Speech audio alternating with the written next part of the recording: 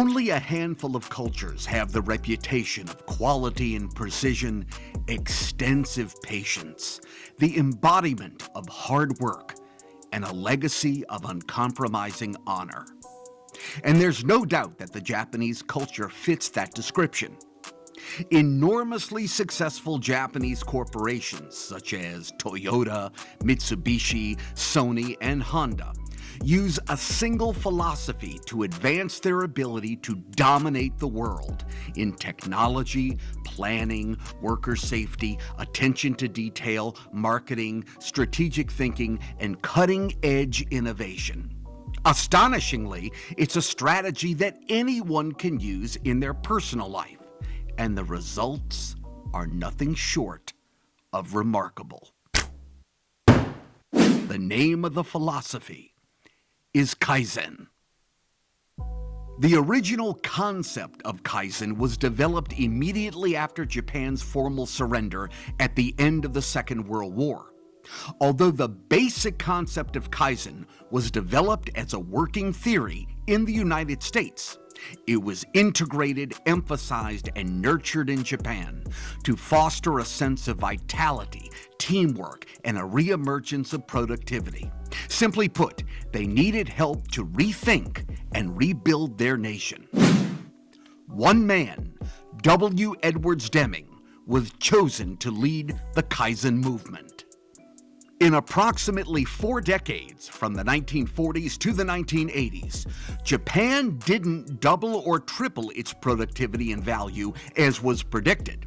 According to politician and economist Saburo Okita, Japan exceeded everyone's expectations by a factor of 10.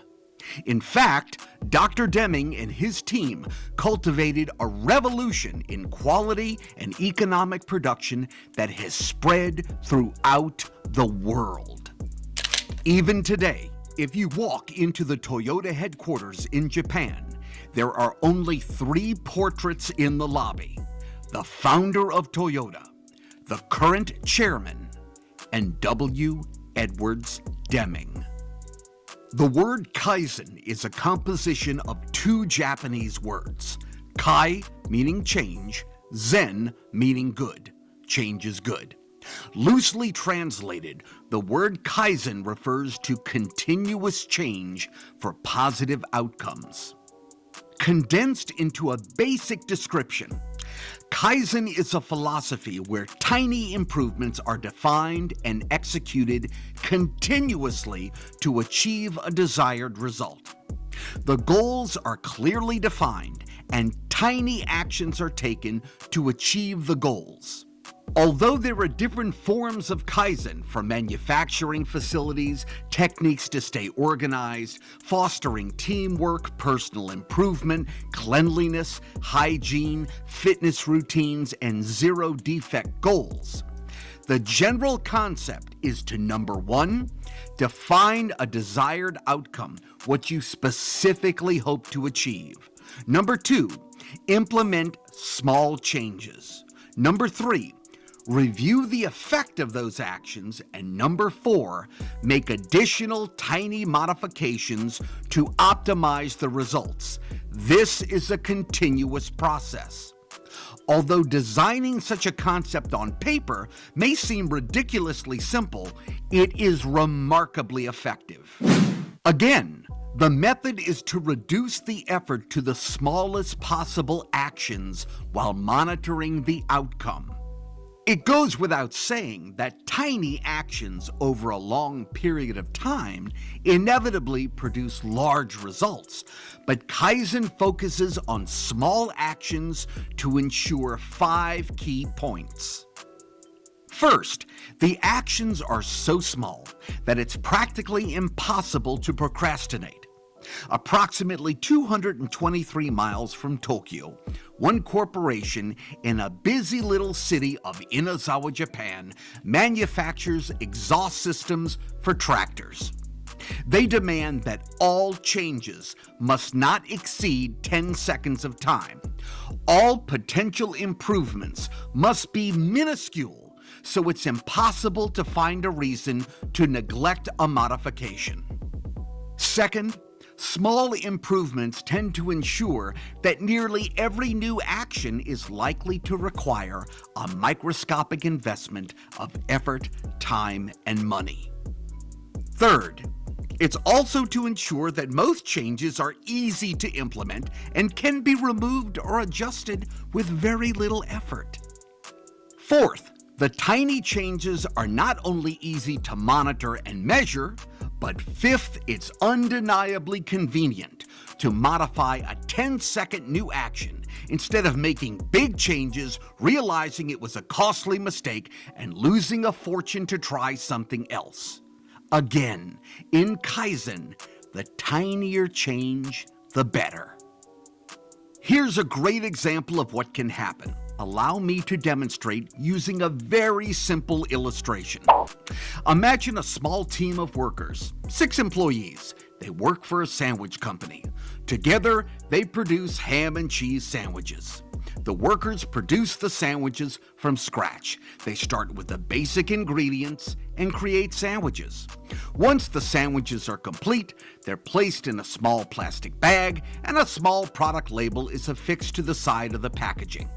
Each person picks up their product, walks about 8 feet, and places them into a box. In a few hours, a floor manager inspects the quality and counts the inventory.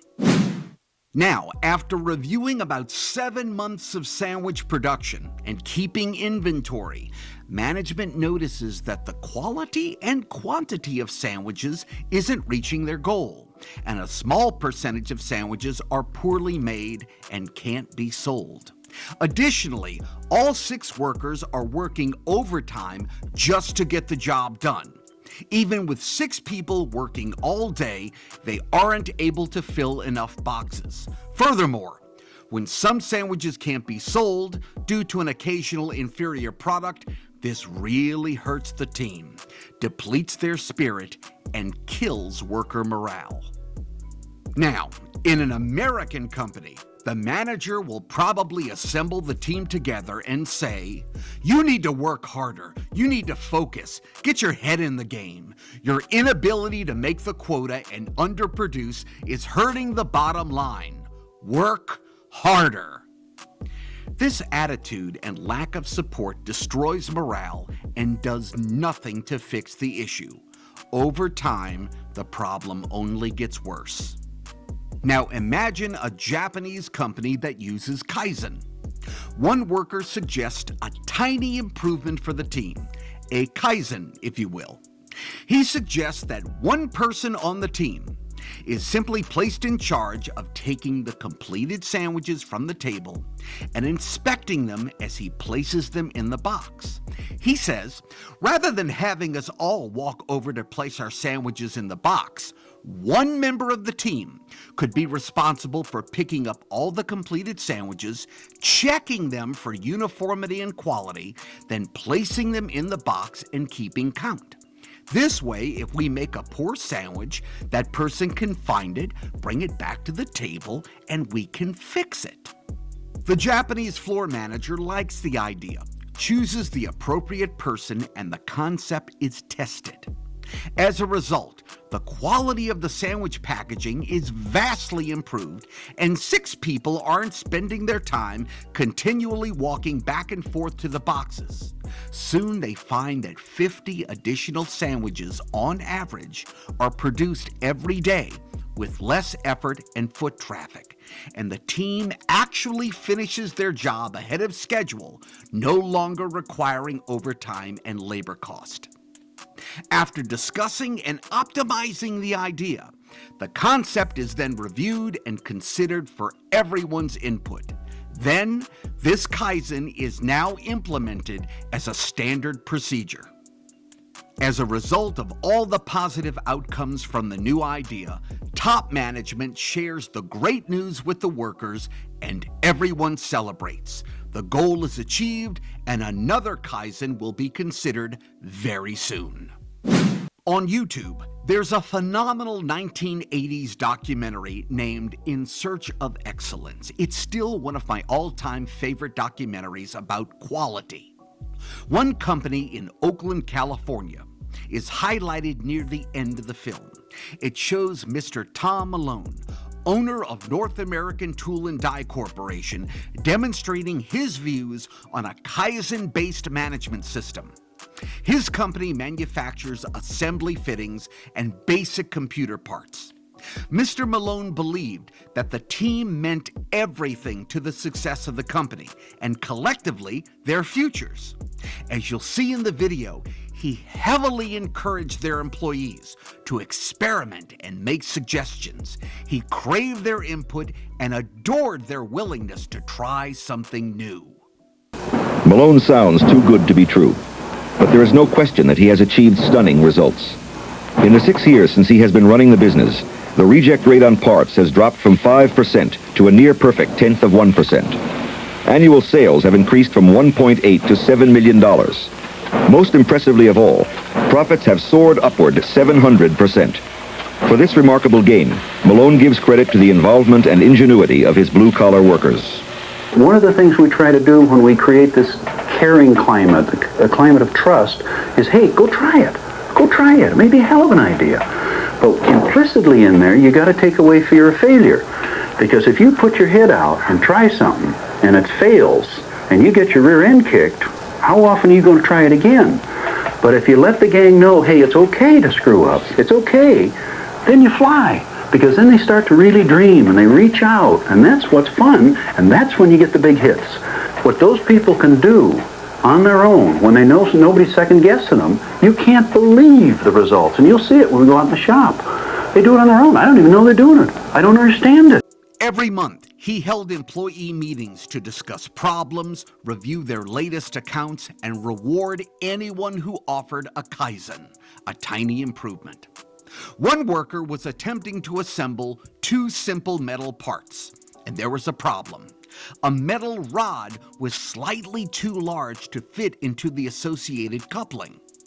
It was a tiny difference in size. Both pieces were made out of steel. This worker walked into the employee break room and placed the steel shaft into the freezer.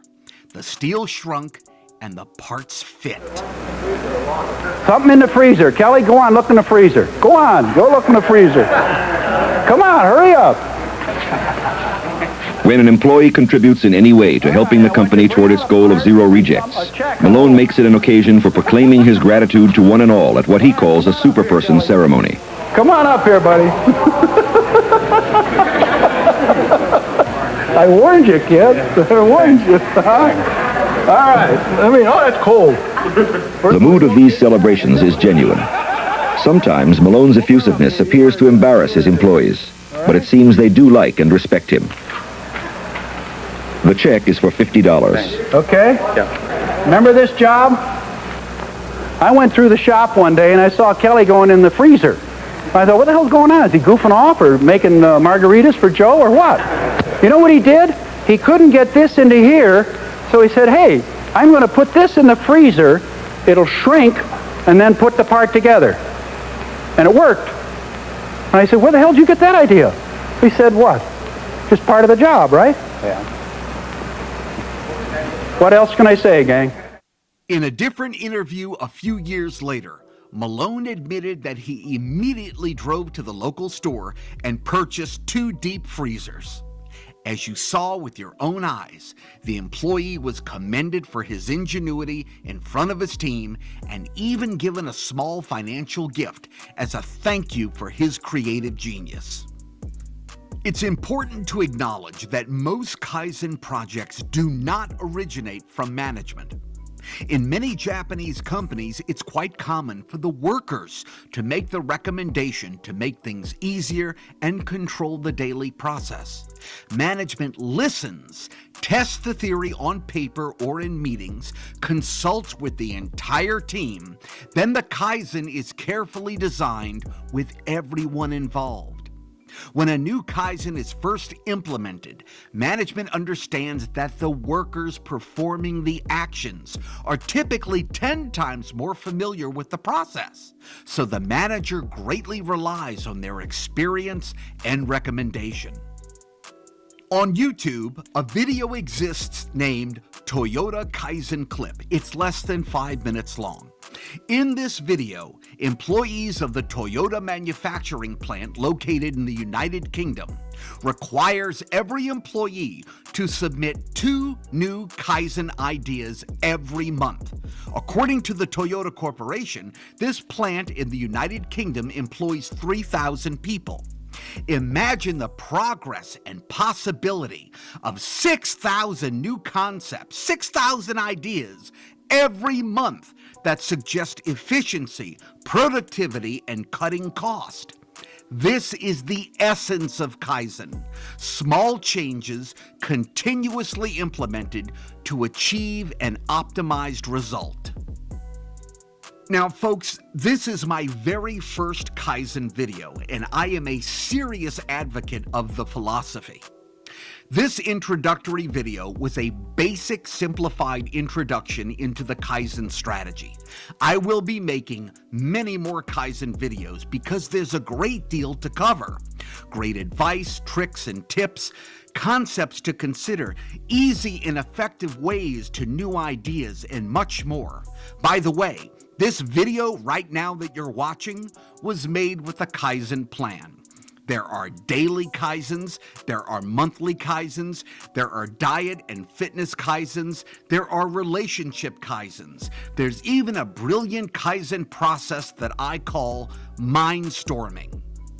The expert level of Kaizen produces something called Kaizen synergy, which is nothing short of incredible.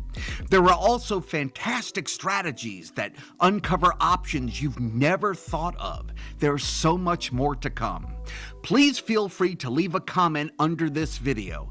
I read every comment posted. And seriously, thanks for watching.